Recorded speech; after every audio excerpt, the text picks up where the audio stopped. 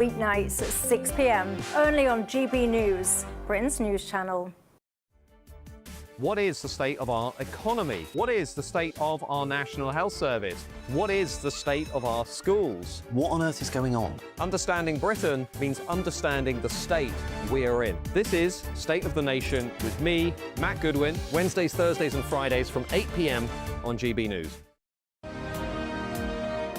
To all of you who voted for GB News to win at the Trick Awards for the third year in a row. So thank you so much for voting for us. First, and hopefully there'll be a few more to come down the line. Thank you, thank you, thank you. It's because of you that we're proud to be the People's Channel. It's because of you that we are Britain's news channel.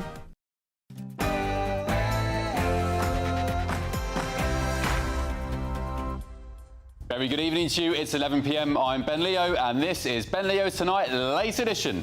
We're going to go through all of the Sunday papers, and including the front page of the Sunday Telegraph.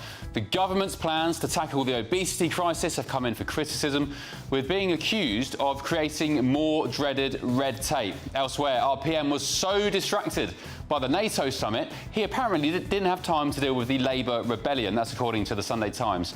And 1 in 50 Albanians in Britain's in prison. So show a bit of goodwill and take them all back tomorrow, because frankly, we don't want them. this is a good one. Nigel Farage, leader of Reform UK, has clashed with the Albanian Prime Minister over the number of Albanian prisoners in the UK. And it's not just millionaires fleeing Britain. No. Middle-class families are packing up for the Med too, as the Chancellor gears up for yet another tax raid on hard-working businesses and employees.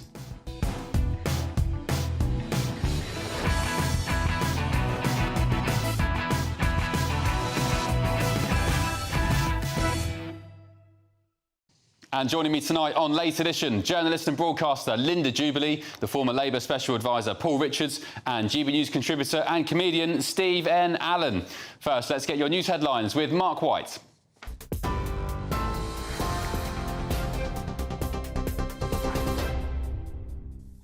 Good evening. The latest headlines from the GB News Centre. Avon and Somerset police have tonight confirmed they're assessing videos after one of the acts at Glastonbury was heard chanting death to the Israeli military. Punk duo Bob Vylan, the act performing directly before Irish language rap trio Kneecap, appeared to lead crowds in chants of Free Palestine and death to the IDF. Free, free! Free, free! Alright, but have you heard this one though? Death, death to the IDF! Death, death to the IDF! Death, death to the IDF! Well, the BBC chose not to stream Kneecap's performance at Glastonbury after one of the band's members was charged with a terror offence in May. In their Glastonbury set, the group led the crowd in an expletive-laden chant against Sir Keir Starmer. Well, a government spokesman has tonight condemned the comments made by the band Bob Vylan. The Culture Secretary is seeking an urgent explanation from the BBC about what due diligence they carried out ahead of the band's performance. Shadow Foreign Secretary Dame Priti Patel told Ben Leo earlier that the BBC had serious questions to answer. I think this is just absolutely horrific, and I'm going to say this. I think the BBC need to have a good, hard look at themselves right now. Their record over Israel and the conflicts over recent years since October the 7th has been utterly appalling. 2 more people have been arrested on suspicion of terror offences after aircraft at an RAF base were sabotaged in a move claimed by Palestine Action. Counter-terrorism policing South East said 2 men, I should say, both from London, were taken into custody earlier today. They're accused of the commission, preparation or instigation of acts of terrorism after the attack on 2 tanker aircraft at RAF Bryce Norton just over a week ago. On Friday, a woman and 2 men, also from London, were arrested, accused of the same offence. The Home Secretary has mounted a move to prescribe Palestine Action as a terrorist organisation. A 7-year-old girl has died and a 6-year-old girl is in a critical condition after a tree fell over in a park in Essex. All 3 emergency services were called to Chalkwell Park in Southend late this afternoon to reports of multiple casualties. A further 3 children were transported to hospital with minor injuries. Economists are warning tax rises are likely in the autumn following the government's major U-turn on welfare reforms.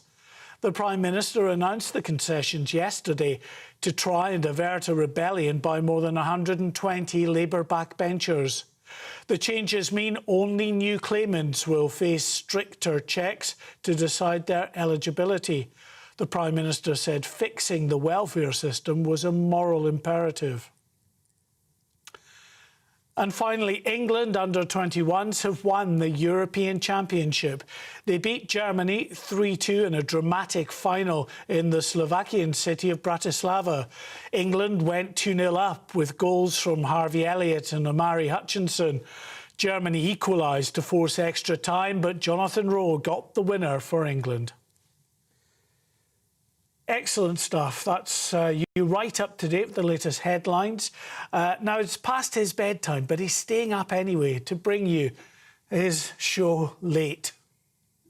For the very latest GB News direct to your smartphone, sign up to News Alerts by scanning the QR code or go to gbnews.com/alerts.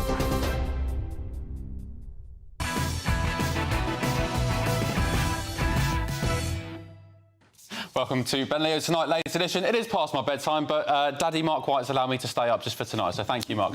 Right, let's start with The Independent. Welfare cuts could trap disabled women with domestic abusers. Thousands of disabled women could find themselves trapped with abusers because of the upcoming welfare cuts from the government. The Observer. Regrets, I have a few. Island of Strangers wasn't right. I deeply regret using it. We forgot that people wanted something to look forward to. And Sue Gray wasn't the right person for the job. This is Sir Keir Starmer opening up to Tom Baldwin in The Observer tomorrow. Sunday Express. The UK is crying out for politicians with real principles. After U-turns fast, a new poll says the public doesn't know what RPM stands for. Do you agree? The Sun on Sunday. Killer cops 17k NHS op fury. Wayne Couzens, who brutally murdered and kidnapped Sarah Everard, has had a back operation on the NHS, costing 17 grand, plus an extra 10 grand, it's estimated, on top for armed guards to take him to the hospital. The Mail on Sunday. Now arrest the punk band who led Death to Israelis chants at Glastonbury. This is the Glastonbury furore. The BBC under fire tonight. We heard from Dame Priti Patel earlier in the show. Not happy with the BBC. The BBC have questions to answer. The Sunday Mirror. Wes Streeting's 10-year NHS plan. Cut waits to save NHS waiting lists. Labour today are unveiling plans to cut obesity and save the NHS billions every year. Heard that before. The Sunday Times. Distracted Prime Minister. Blame me for welfare chaos. Sir Keir Starmer says the NATO summit meant he was too slow to deal with Labour's benefits rebellion. And the Sunday Telegraph. Stores are told to cut shoppers' calories. So ministers driving to tackle obesity. They've been branded the nanny state for a move that will create red tape, and we'll discuss this now. So supermarkets will be ordered to cut up to 100 calories from the average shopping basket. And what's the point? 100 calories. Welcome to my panel. Linda Jubilee, Paul Richards, Stephen Allen. Welcome along, Steve. What's the point for 100 calories? What difference is that going to make? It's like a pea. Yeah, and the amount of energy it takes, time to burn that off is probably about 3 hours worth of running. Calories are a nightmare, aren't they? It's just showing willing, I suppose. It won't have an impact because I'll tell you what, if you make a shop, it's true they put chocolate near the checkout bit, so you can make that impulse buy. If they swap that for fruit. That's not the thing that keeps me fat. Do you know what I mean? It's not as if I would eat fruit if only I could get my hands on it, but the black market's the only way to get it these days. No, the availability... The thing is, chocolate tastes better than fruit. Yeah. I'm sorry, it does. And therein lies the problem. You can't get the shops to do all the heavy lifting.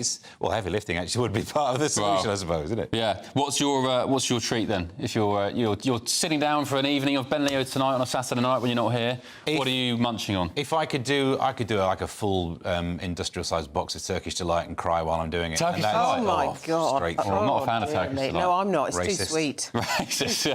No, it's not the first time I've been called that. Linda Jubilee, ministers... so apparently shops that fail to meet this mandatory target could face fines, which retail sources have warned could see prices rise. That's ridiculous. I honestly...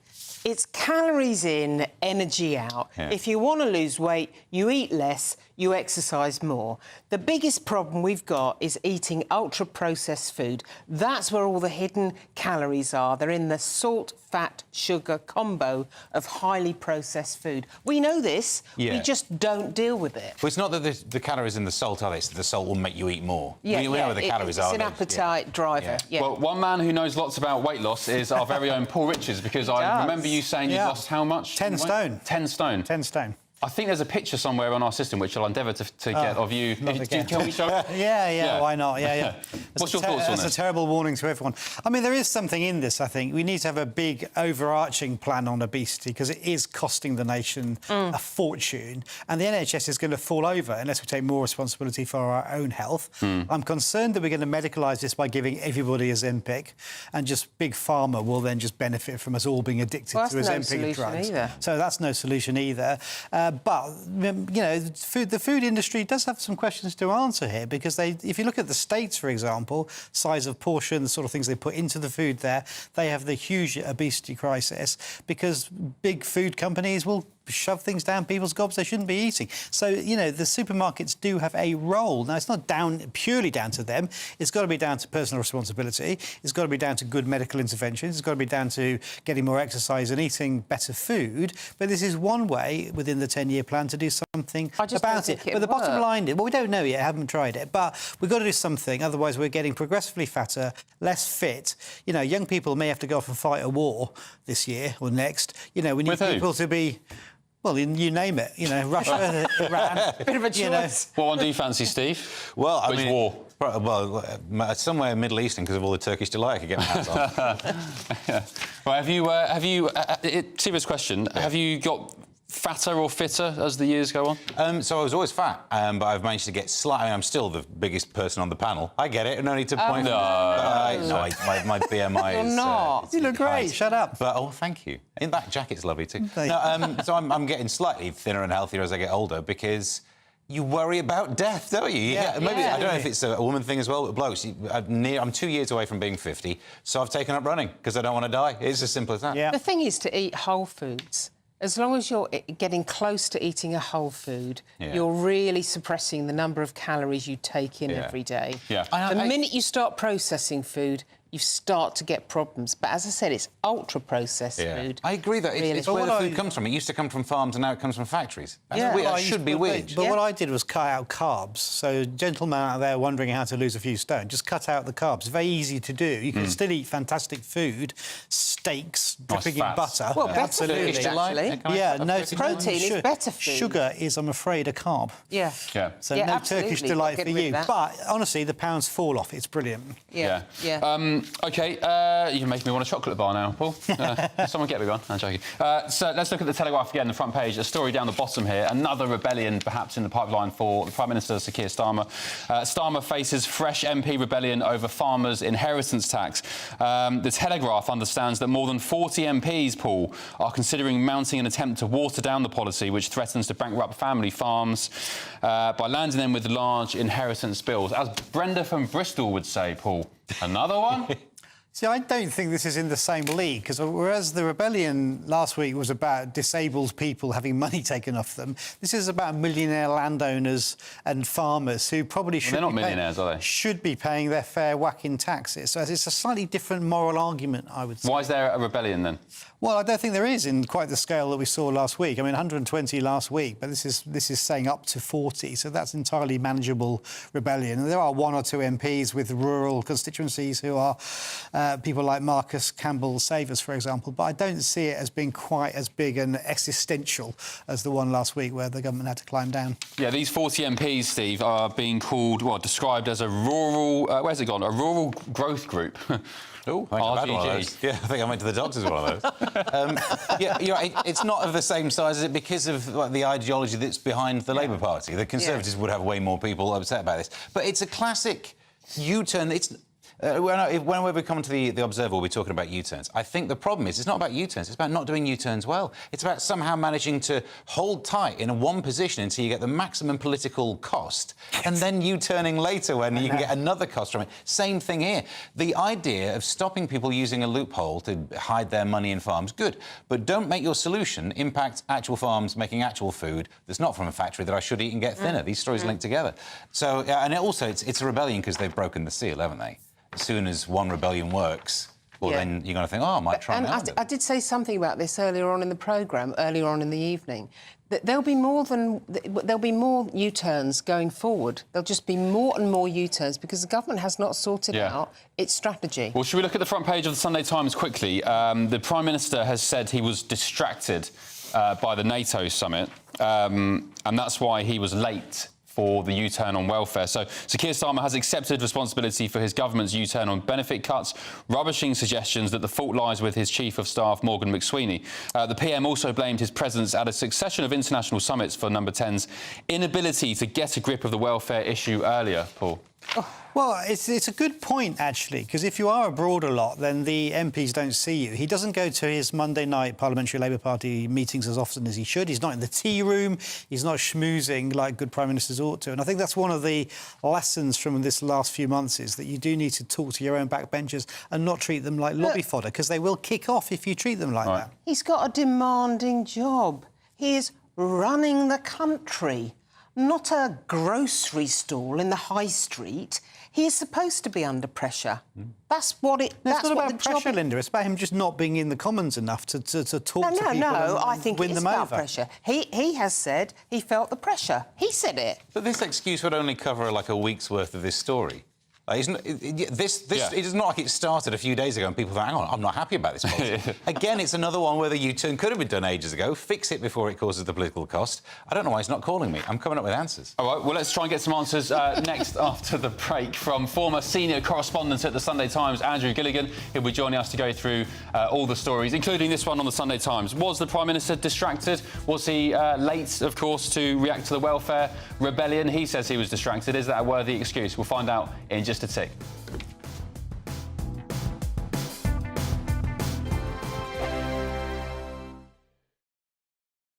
Hi, I'm Michelle Dewberry, and my show is your opportunity to cut through all the noise and dive in headfirst to some robust debates. Ideas clash. Situation, isn't it? Because the failure is... You're deliberately avoiding my point. Nothing's held back. And if you think this is the end of it, wait for more. And we do not shy away from the difficult stuff. Sometimes I want to shake people and say, if only you understood. So join me on Jubes & Co. weeknights at 6 p.m, only on GB News, Britain's news channel.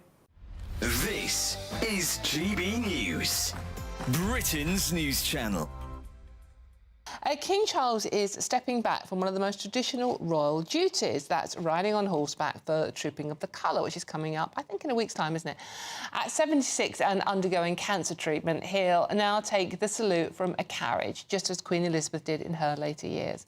But as the King trades saddle for state coach, it raises a bigger question. Does the pomp and pageantry of royal events like Trooping the Colour still resonate with modern Britain? Or are we holding on to rituals that really reflect the country, and do we really care? I think the spectacle is important because it's symbolic, OK, and people really respond to that notion of heritage and grandeur. But I think it's about more than that. It's about constitutional monarchy. And there are three key points here. Constitutional monarchy produces higher standards of living than republics. It protects property rights and individual property because in the long term, it's not as vulnerable to ideology. And it holds a check on politicians as well. I'd much rather have King Charles than President Blair. And it's about continuity. Legoland is just a short hop, skip and jump away from Windsor Castle. It gets many more visitors than any royal castle or other event. So we don't need the royals to have spectacle. We can have spectacle without it. And okay, I think, you're not suggesting chopping their heads off, are you? Oh, no, of course not. Of course not. No, I'd be very kind and gentle. But the one point that was made was that the royals are part of British culture and tradition. Well, in fact, the royals are German descent, who were basically by their own internal agreement, took over the British throne. GB News, the People's Channel. Good Afternoon Britain isn't just about us. The wonderful thing about this programme is it's about everyone watching. It's an interactive programme. Well, there absolutely is something to see here, and we're going to be talking about it more. Whether it's breaking royal news, please bring us up to date, or indeed a particularly punchy speech in the House of Commons. Very, very curious. We bring it to you live, and then we bring you live reaction as well. That's Good Afternoon Britain, weekdays from midday. Only on GB News, the People's Channel, Britain's news channel.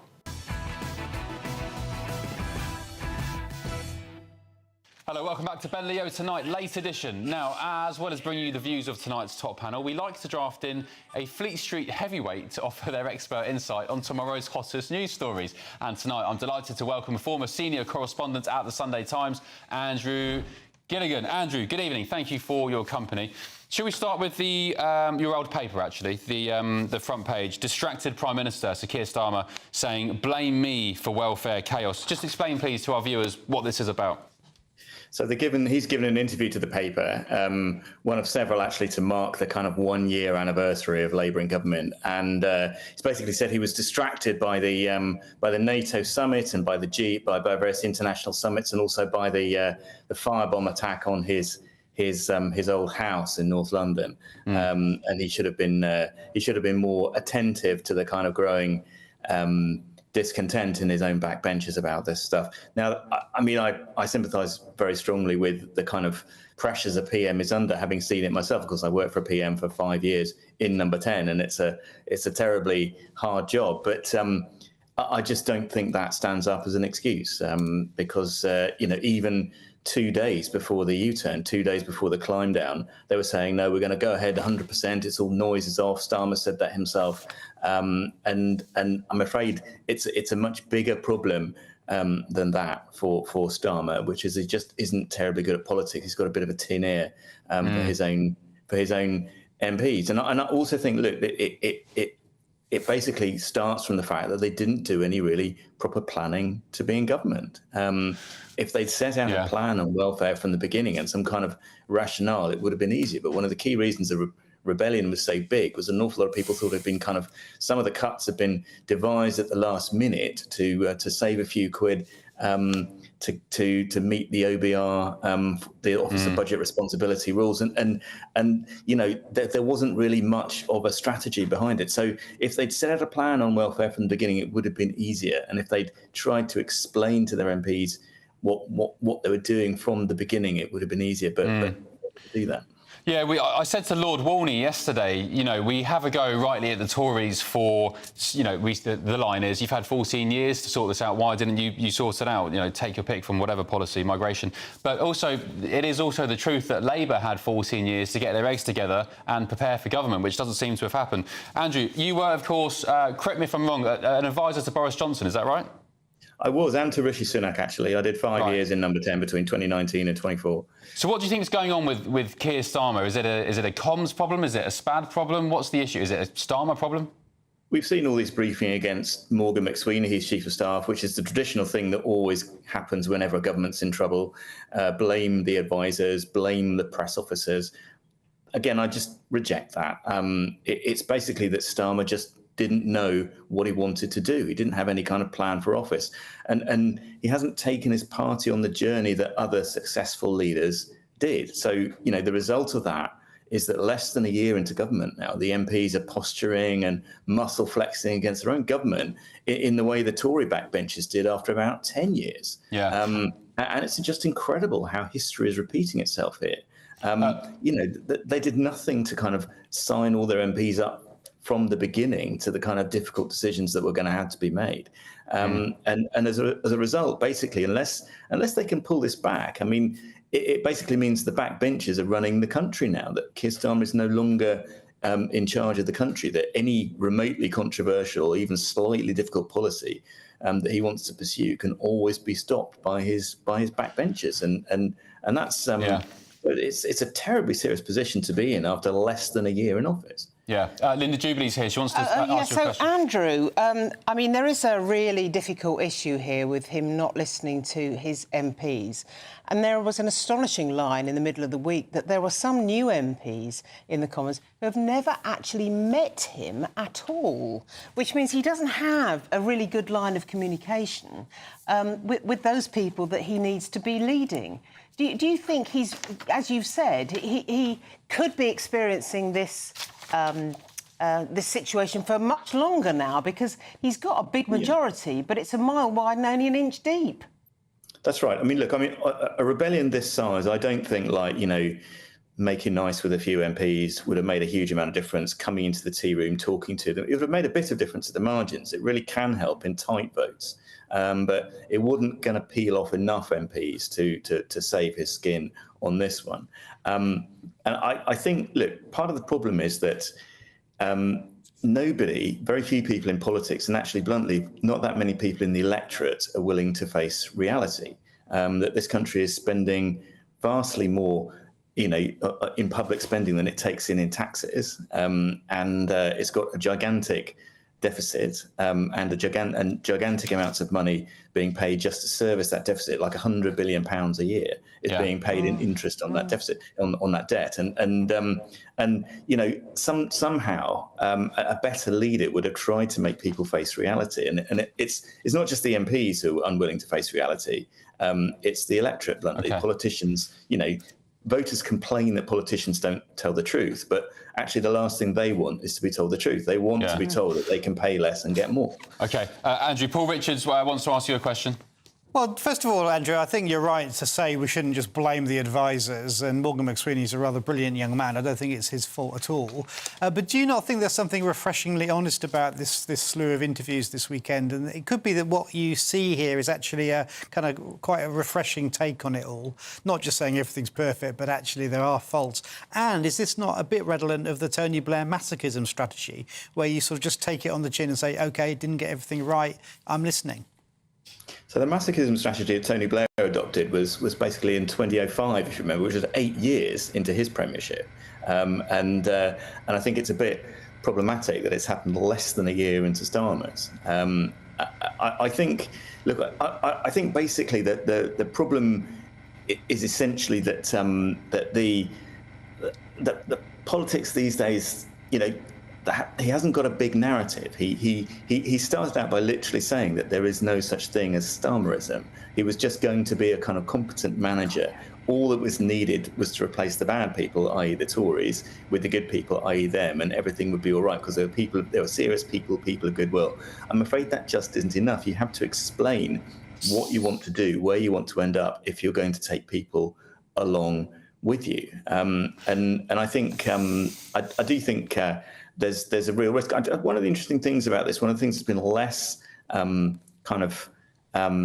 thought about is the anger of some of Starmer's, you know, own supporters. So there's actually that there are people inside Downing Street even briefing against Starmer at the moment for the fact that he has gone back on some of these things that he did. And I think it's quite interesting. You know, people are going, well, can Morgan McSweeney survive? I'm just wondering, is it going to be the other way around? Is Morgan McSweeney going to get rid of Keir Starmer? Well, on that note, Andrew, before I let you go, just a yes or no, if that's OK. Will Sir Keir Starmer lead Labour into the next election? I think probably a yes, but you know, it's quite hard for Labour to get rid of bad leaders. It's nothing like as easy as it was for the Tories. Yeah. If he was a Tory Prime Minister, he'd be gone. But I'm not sure. I'm not sure, given he's a Labour one. Great stuff. Andrew Gilligan, really appreciate your company. Thank you very much. Former senior correspondent at the Sunday Times. Great to have your company. Very quickly, before we head to a break, Stephen Allen, let's look at the Mail front page really quickly. What's your thoughts on this whole Glastonbury fiasco? I mean, it's just an embarrassment, isn't it? The technology is there to have a delay. It's been around for decades. I've worked in commercial radio where you got your little button. If someone says a swearsy, you press it and then you move on, right? So that technology's there, and they think, oh, let's just broadcast straight live. Let's just do a live raw feed straight from the act who's on before Kneecap. What could possibly go wrong?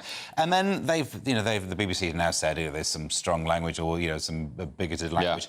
Yeah. This is the corporation that also can't play a repeat of faulty 78 hours without a 15-minute trigger warning. Oh, so, mate, you can't have a carry-on film, but you can have this broadcast. Yeah. But we were just saying beforehand, my other complaint is, you know, the second round, the chant that they go for, death to the IDF. Yeah. It only rhymes if you pronounce death as deaf. And that bothers me. It's like sending the audio impaired to Israel. It doesn't make any sense. So I think that's the biggest problem. And did you see what are they called? These idiots? The Bob Vylan. Bob Vylan. Did you hear their second song, which was "I heard you want your country back"? Ha! Shut the up! Nah, you can't have that. I heard you want your country back. Oh, catchy little number, is it? Yeah. I mean, I don't know. Yeah. But I mean, look, be a protesty act and all that. That's one separate argument. But a broadcaster, national broadcaster or not, a broadcaster has a duty to make sure some stuff ain't broadcast, and it could have done it. Yeah. All right. OK, back just in a few minutes after the break. More front pages with my panel, including... what should we talk about next, panel? We've got the... Should we do the Wayne Couzens again, Sarah Everard? Yeah. I mean, it's not very funny for you to get stuck into, is it? I mean, yeah, I'll get angry as well. OK, back in just a take on Benio tonight. Late edition. More front pages coming up.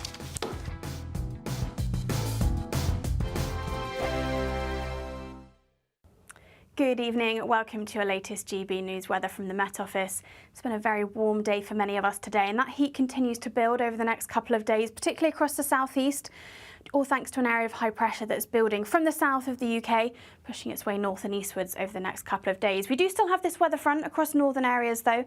That will continue to bring some cloud and rain as we head through the rest of Saturday evening, mainly across northwestern parts of England, perhaps into northern parts of Wales, southwest England too.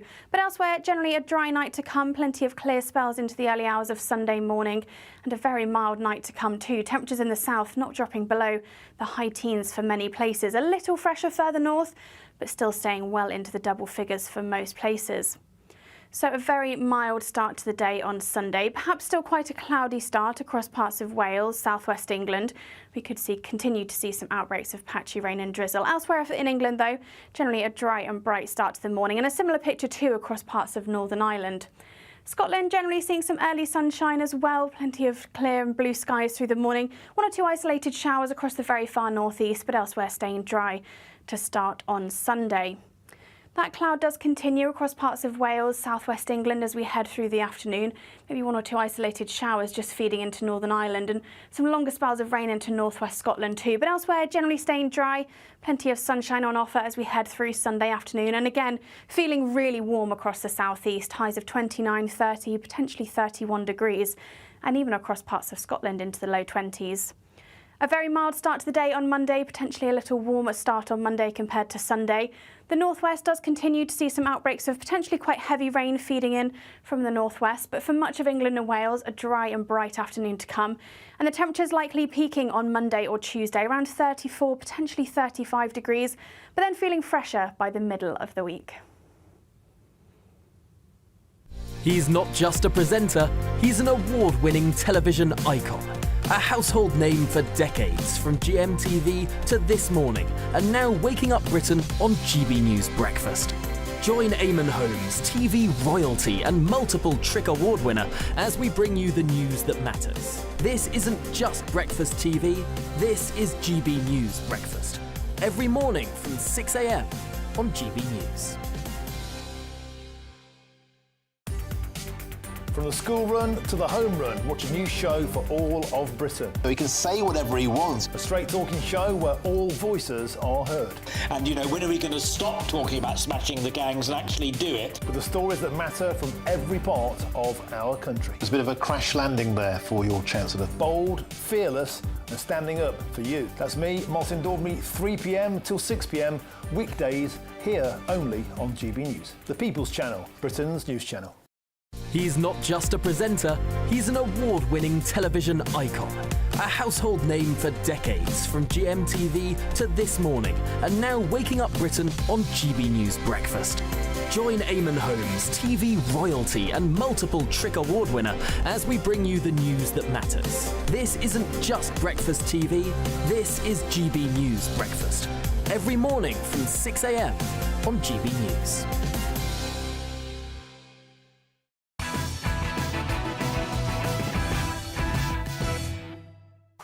Welcome back to Ben Leo Tonight Late Edition. Not Patrick Christie's Tonight Late Edition, as the graphic might have said.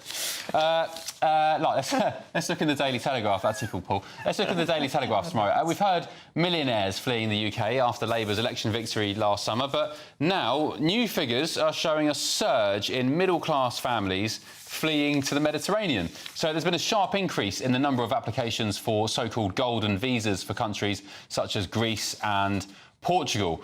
Albanian PM Edi Rama, is that how you pronounce it? He's vowed to take back... Oh, that's a separate story. Steve, middle-class families fleeing to the Med. Why would they do such a thing? Well, it's a tax-related thing. You know, it's weird, isn't it? The middle-class people don't like paying tax. Nor does anyone else. It's bizarre. And one of the ways to get around it, I suppose, if you go to Greece, it's almost like a national pastime not paying tax over there, isn't it? So they've got something going for them. There is a whiff of the kind of irony that I'm going to enjoy that will get me some hate online. These middle-class people are going to the EU. All of that fuss for nothing. They're now paying good money to go and live there. But I know we talk about, you know, this sharp increase. It's 626 people or families, I suppose, applied. It's not a huge number, and it's 300 and something to Portugal. I mean, it used to be just good, honest, decent bank robbers, didn't it? That's right, to the Costa del Crime. But now it's people who can work remotely. If you read into the story, it's people can do their jobs in London, but from a beach in the Med. That's why they're going. I mean, kind of fair enough. So it says Greece, for example, has seen golden visa applications in Greece from the UK has seen a rise by almost 50% over the past year. So the country offers a 5-year residency permit and a route to EU citizenship for people who invest as little as £250,000. I love the Telegraph. As little as £250,000 in property. Let's go. You've got to spare $250,000, Steve. Yeah. Pocket change. Yeah, no, I don't. Oddly enough, weird, isn't it? That's why I'm here. But I mean, this is. Thought you because you like me. Oh, absolutely. I love your work. Oh, thank you. I can enjoy that at home whilst eating my Turkish delight. I have to turn up for money. No, it's one of the effects. It's like a supply and demand thing, isn't it? If you do increase taxes, yes, some people who can afford to move will move. You got to try and work out where the turning inflection point is on that curve. I don't think this is sort of financially significant to the UK. No.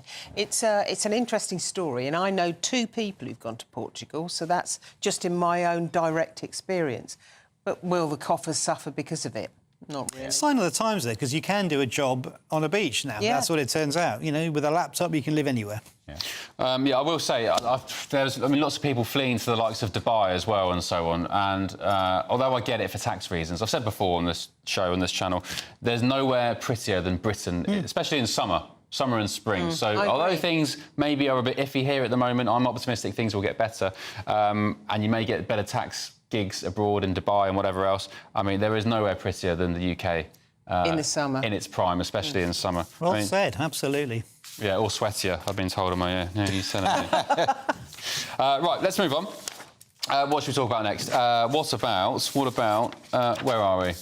The Sunday Times. Nigel Farage, beware who follows me. So the Reform UK leader said he believes he's the only man standing between Britain and dangerous anti-democratic forces as he sets out his blueprint for power to restore faith in government. So in an interview with the Sunday Times tomorrow, Mr Farage said he wanted to adopt an American-style system in which he'd appoint unelected business leaders to his cabinet and make parliamentary committees courts of law to hold them accountable. That sounds good, Paul.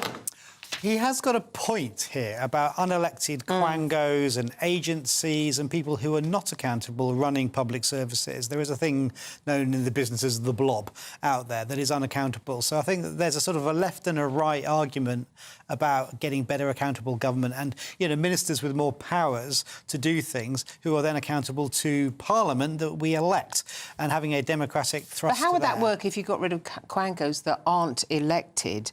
But he says that he's all in favour of appointing unelected business leaders. Well, how does that all work? I mean, he wants to see an American system where the president, in it, which would be him in this scenario, just appoints directly anybody he likes to cabinet. We have people that are elected as MPs first, which I think is a better system, personally. Yeah. But he's also making the point about ministers moving around so often that nobody knows what they're doing. Yep. You know, there's something about longevity in ministerial roles, better quality advice, I think is good. So there are sort of germs of interesting facts here that probably we should look at. Yeah, Steve, don't you reckon people who are appointed as cabinet ministers should have some sort of background in their field, i.e. if you're, I don't know, the culture, media and sports secretary, maybe you've been a sports person or you've run a football club or, I don't know, you're an actor or a TV presenter or something. The argument against that is that they may well be the special interest groups themselves. So if you have a doctor running the National Health Service, they'll be part of the medical blob. You know what I mean? Yeah.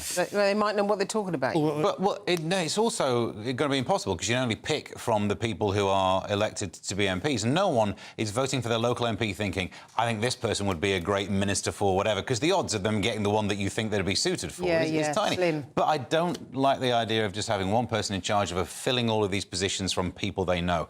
Come on, that's going to have more corruption in it than our current system. OK, talking of Nigel Farage, slightly related, the Albanian Prime Minister, Edi Rama, has vowed to take back every Albanian prisoner in UK jails, but only if Nigel Farage's claim that 1 in 50 Albanians here ends up behind bars turns out to be true. So the Reform UK leader hit back at Rama, branding him a hypocrite after the Albanian Premier labelled post-Brexit Britain a dark place and dared him to prove the prison figures are wrong. So, yeah, the Albanian PM says, yeah, we'll take back all our criminals in British jails, all the coke dealers and human traffickers, but only if you can prove, Nigel, that you're right. 1 in 50 Albanians in the UK ends up behind bars. But you must be able to prove that. The reason you can't is you might not know how many Albanians are here, which is a different issue, isn't it? But that's, if you don't know your denominator, you can't prove it. Yeah, but you've got to go... You go to the prison population, you go to the prison numbers, you question them, you find out who's Albanian, then you know what the numbers are. God, that's a priceless opportunity, I would have thought. And also, if we don't actually have a ratio of 1 to 50, all you need to do is lock up more Albanians. You can achieve 1 to 50. Next thing you know, you've triggered the deal. Yeah. I'm coming up with answers and no one is giving me phone calls. I'd go for it. Well, there's probably a few of them down the tent city in Park Lane at the moment. There's definitely some Bulgarians and Romanians down there. Nigel Farage, is he a leader in waiting, Paul? Well, I've said before, I don't see how our electoral system delivers a reform government. It's just mitigating against a party with 5 MPs to going to a party with 328 MPs. But in the next election, one go. and if he stands a reasonable... Well, he will get more seats in the next election. Yeah. It's a question of how many more. Yeah. It's not impossible for this to happen. Nothing's impossible. I'm just saying it's very, very unlikely. Yeah, they have to displace the Conservatives as opposition. Well, back to a two-party but that might not be that difficult. Yeah. YouGov's first MRP survey, first poll since the general election last year, suggests Nigel Farage's party would win the most seats, but not enough to form a majority government. If there was an election tomorrow. Yeah, I mean... And there isn't. Well, you could argue, Paul, that things will only get worse for Labour. Well, that's why we have a 5-year term. Let's see what happens in 4 years' time. So we're only 1 year in. But things might keep getting worse for Labour if Keir Starmer insists on making all of his speeches about Nigel Farage. I don't know why he seems to think that this is the way to frame it. Let's make it a referendum on Nigel Farage. No, he tends to win those things. That's not the place to try and beat him on, is it? Apparently, I'm being told by the powers that be that, according to the Home Office and Office for National Statistics, the ONS, that for every 1,000 people in the Eastern European country, Albania, in the UK, 209 have been arrested. So for every 1,000 of them in the UK, 210 pretty much have been arrested. I mean, that's in comparison to 12 out of 1,000 Britons. So, yeah, that's like, what, 10 times more? It's the right ratio for being arrested, he's got. Arrested, yeah. 1,000 to 200. I've got to do the maths in my head live on telly. I'm not Carol Vorderman, I can't do it. Very, very impressive. 20 to midnight, you can do that. I'm impressed. I mean, not to cast aspersions on all the very, respectable Albanians in the country, but what is it with propensity for crime, Paul? Well, I don't think it's genetic propensity. I think the gangsters are moving here to carry out their gangster-like activities. But who's allowing them in? Not me. Is it your government, Paul? Oh, yeah. Well, yeah. Well, I mean, yes, but I mean, I suppose it was the Tories as well. Was it Rishi Sunak who got the deal with the Albanians? Yeah. Or was it Keir Starmer? No, I think it was the Rishi one. We can't even give that to the Prime Minister. It was the Prime Minister, yes. I do think, though, I mean, Nigel Farage is not going to be in charge of the prison service, so this deal is not actually going to happen, is it, in real life? OK. Let's head to a break. There's a story on the front page of The Times, which we'll discuss very shortly. Tory MP in row over cash for questions. So a former Conservative minister allowed a company that paid him £60,000 a year to effectively write several of his parliamentary questions. That's according to leaked emails. We'll get stuck into that next on Ben Leo Tonight, late edition.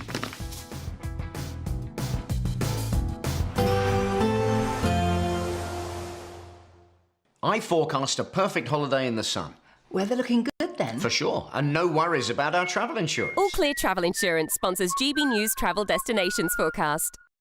If you're heading further afield for a holiday over the next few days, windy in Greece, but widespread sunshine for much of the Mediterranean, and I suspect increasingly hot in many places. We've got a keen breeze for Madeira and the Canaries, nothing unusual for the time of year. The heat continues to build through Spain, Portugal, France and Italy. Temperatures high 30s and in some places low or even mid 40s. Very breezy through Greece, but staying largely sunny. All Clear Travel Insurance sponsors GB News Travel Destinations Forecast. At GB News, we love to hear from you, our loyal community. So drop us a line at gbnews.com/yoursay. There you can talk to each other and also to the presenters live on air. gbnews.com/yoursay, because GB News is your channel, Britain's news channel.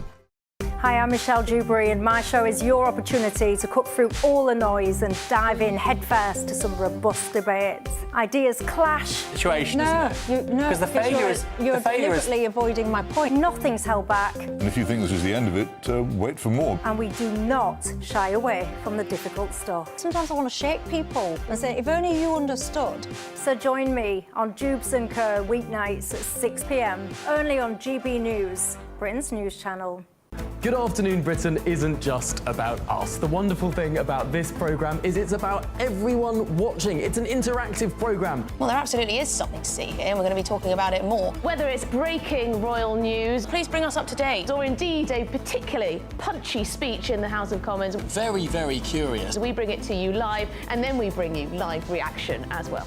That's Good Afternoon Britain, weekdays from midday. Only on GB News, the People's Channel, Britain's news channel. He's not just a presenter, he's an award-winning television icon. A household name for decades, from GMTV to This Morning, and now waking up Britain on GB News Breakfast. Join Eamon Holmes, TV royalty and multiple Trick Award winner, as we bring you the news that matters. This isn't just breakfast TV, this is GB News Breakfast. Every morning from 6 a.m. on GB News. From the school run to the home run, watch a new show for all of Britain. So he can say whatever he wants. A straight talking show where all voices are heard. And, you know, when are we going to stop talking about smashing the gangs and actually do it? With the stories that matter from every part of our country. There's a bit of a crash landing there for your Chancellor. Bold, fearless and standing up for you. That's me, Martin Daubney, 3 p.m. till 6 p.m, weekdays, here only on GB News. The People's Channel, Britain's news channel. What is the state of our economy? What is the state of our National Health Service? What is the state of our schools? What on earth is going on? Understanding Britain means understanding the state we are in. This is State of the Nation with me, Matt Goodwin, Wednesdays, Thursdays and Fridays from 8 p.m. on GB News. Join me, Nana Akwe, for an informative, interactive news programme with a difference. It's fun. No, he didn't say that, Dave. I'm so surprised. I think there's an element of truth to that. Join me from 3 p.m. every weekend, only on GB News, Britain's news channel.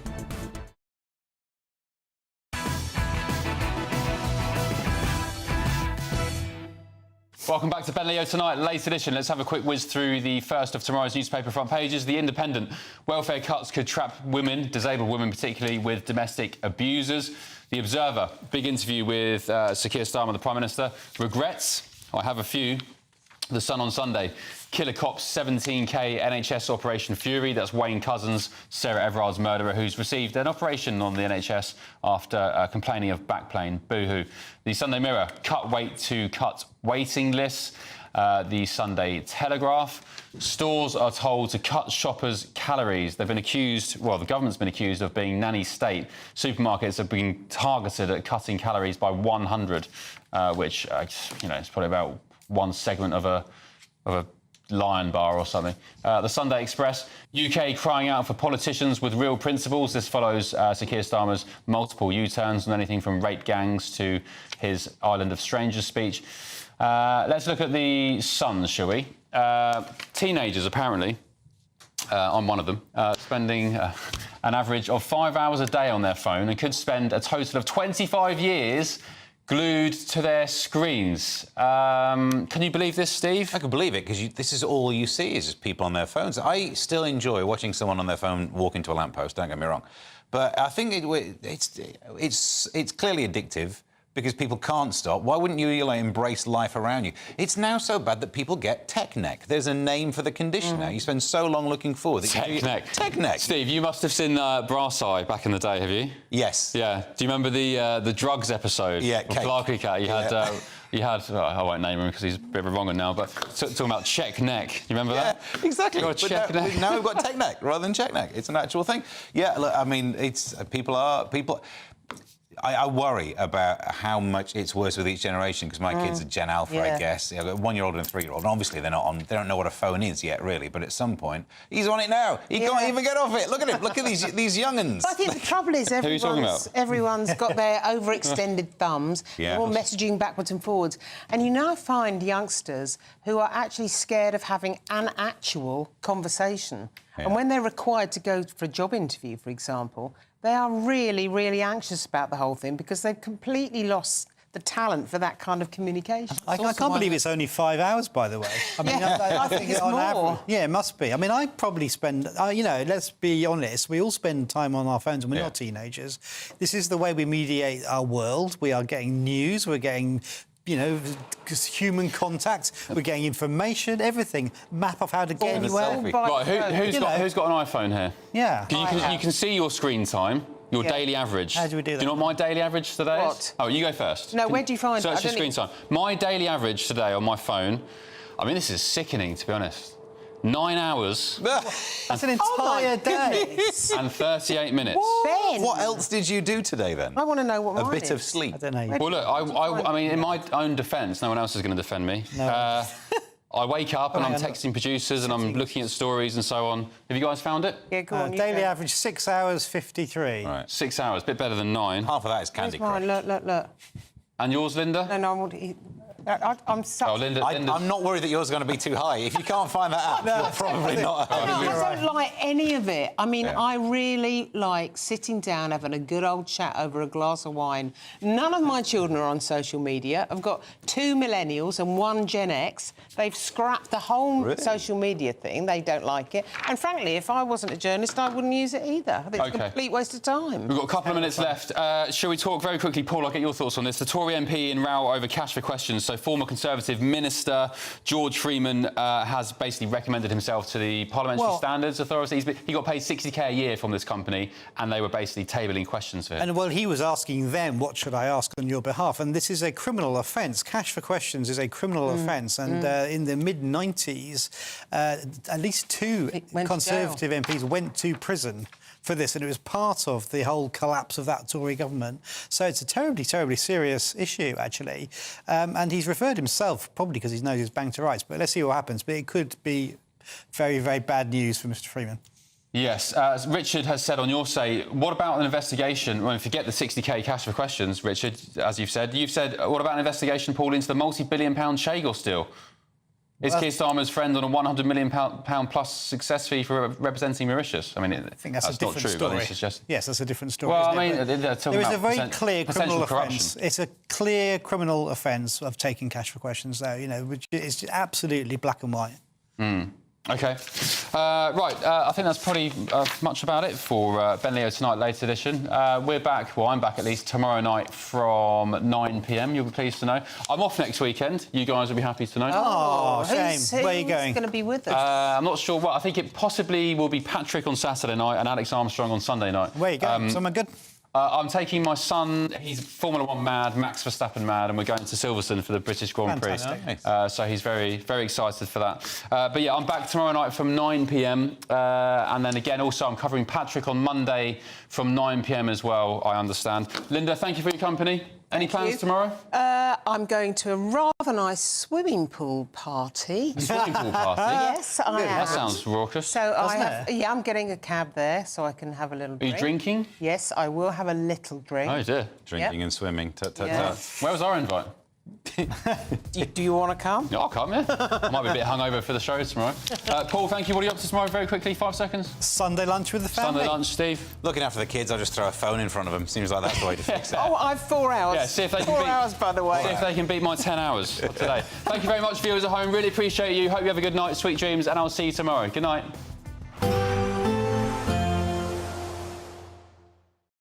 Expect a warm front, moving from the kitchen right through to the rest of the house.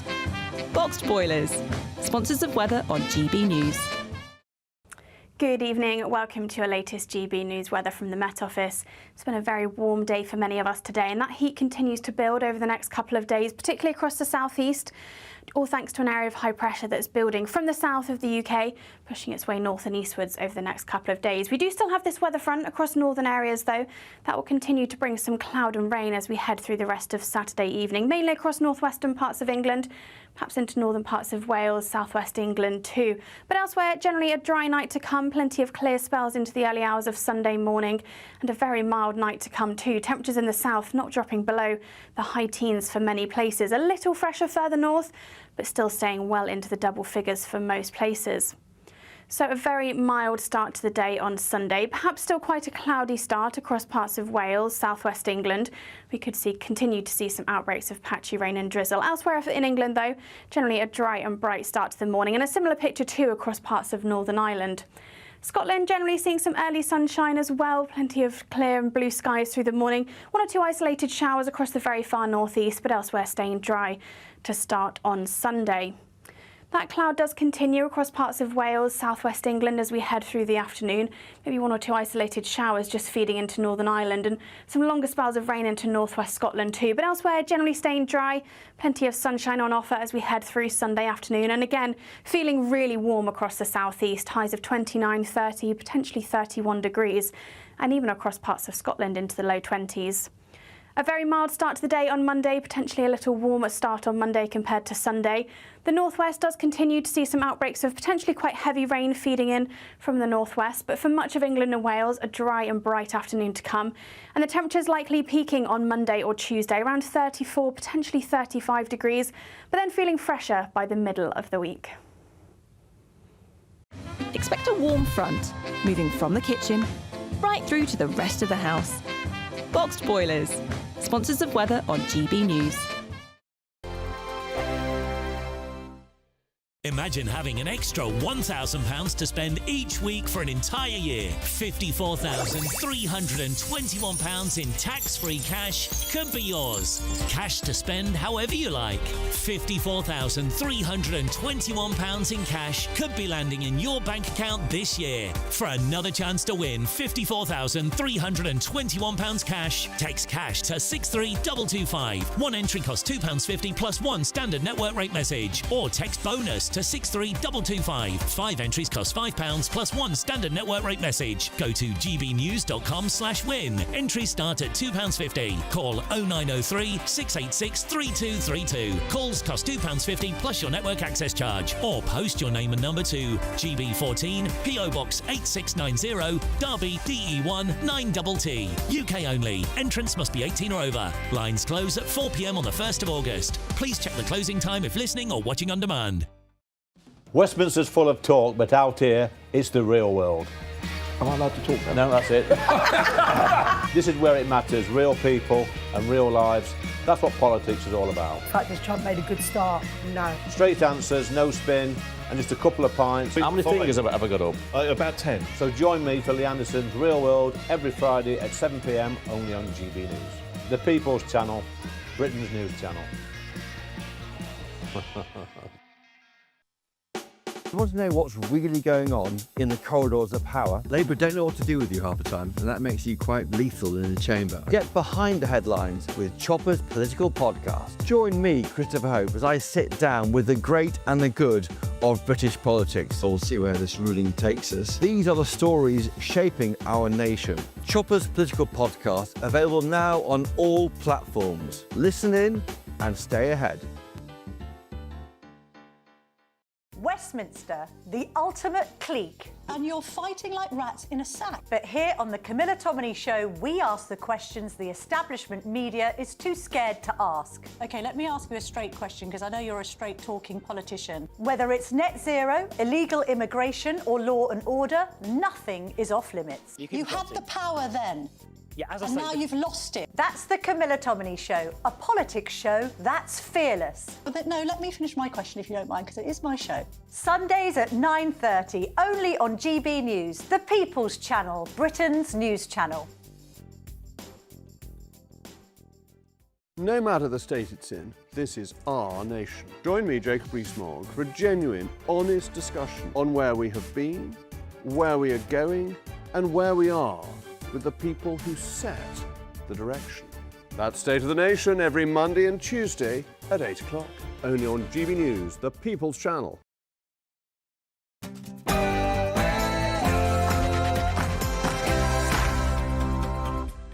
It's Saturday night and this is the Saturday 5, of course. I'm back, everybody. It's the UK's biggest Saturday night TV show. I'm, of course, Alex